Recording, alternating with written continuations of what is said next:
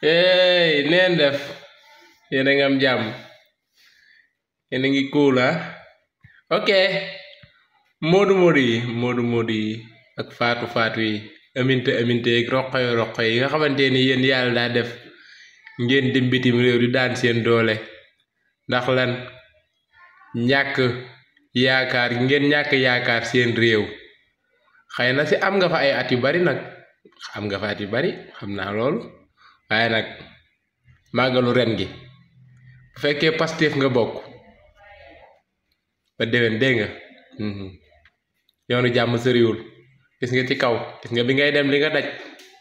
ñëw nag salaamaaleykum war a seeti sag mbokk ñu war laa bégal ñu lay dóor ndungu siin am na leneen lu ko gën màggal gi ñu bàyyi ba beneen dégg nga junj nag doy na borom xel mënu ma wax lépp ndax moo xel lépp ñu jël si ma yoonu Gàmbi la gaa yi doon wax ma nga fees dell bu ngeen fay jaar ñu leen di jàpp yéen ñépp waxe nit laa leen wax nag yoonu Gàmbi la doon wax ngeen jaar fa pour ñëw màggal si ma nga fees dell ak ay bukki ma nga fees dell ak ay bukki màggal ga ñu bàyyi ko ba beneen dégg nga yéen ji yegg na sëñ bi kontaan na dañoo umpale benn mbir rek waaye màggal ga nañ ko bàyyi beneen dégg nga ok waxe nit laa leen wax nag reetaan ma tey de vol aéroport wàcce même boo takkul bracelet Ousmane Sonko doo màggali dañ day téye enquête nga jaar yoonu Gàmbi